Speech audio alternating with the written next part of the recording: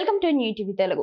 రాష్ట్రంలోని ప్రతి పౌరుడు డిజిటల్ అక్షరాస్యుడిగా మారాలని, తద్వారా రాష్ట్రాన్ని సంపూర్ణ డిజిటల్ అక్షరాస్యత కలిగిన రాష్ట్రంగా తీర్చిదిద్దాలని, ఆ దిశగా అధికారులు కృషి చేయాలని ఏపీ ముఖ్యమంత్రి నారా చంద్రబాబు నాయుడు అధికారులకు సూచించారు. పీపుల్స్ పర్సెప్షన్ ఆర్టీజీఎస్ పైన సచివాలయంలో ముఖ్యమంత్రి సమీక్ష నిర్వహించారు. ప్రభుత్వం ప్రవేశపెట్టిన వాట్సాప్ గవర్నెన్స్ ప్రగతి గురించి సమీక్షించారు.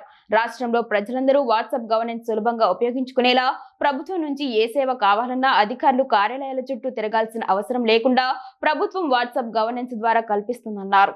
దీనిపై ప్రజల్లో ఇంకా కొంత అవగాహన తక్కువగా ఉందని, ప్రజలందరూ సమర్థవంతంగా వాట్సాప్ గవర్నెన్స్ ను విరివిగా వినియోగించుకునేలా చర్యలు తీసుకోవాలని, ఇందుకు జిల్లా కలెక్టర్లందరూ బాధ్యత తీసుకొని తమ జిల్లాల్లో ప్రజల్లో వాట్సాప్ గవర్నెన్స్ ను పెద్ద ఎత్తున వినియోగించుకునేలా చర్యలు తీసుకోవాలన్నారు. సచివాలయాలు, సచివాలయ సిబ్బంది ద్వారా ఆయా ప్రాంతాల్లో దీని గురించి ప్రజల్లో అవగాహన పెంపొందించాలన్నారు. వాట్సాప్ గవర్నెన్స్ ద్వారా ప్రజలు కేవలం ప్రభుత్వం నుంచి సేవలు పొందటమే కాదని, ఫిర్యాదులు, అర్జీలు కూడా పెట్టుకోవచ్చని సీఎం అన్నారు. ఈ సదుపాయం గురించి కూడా ప్రజలకు వివరించాలన్నారు. నిరక్షరాస్యులు కేవలం తమ ఫిర్యాదులను వాయిస్ ద్వారా కూడా వాట్సాప్ గవర్నెన్స్ ద్వారా ప్రభుత్వానికి తెలిపే సదుపాయాన్ని త్వరలో కల్పించబోతున్నామని తెలిపారు.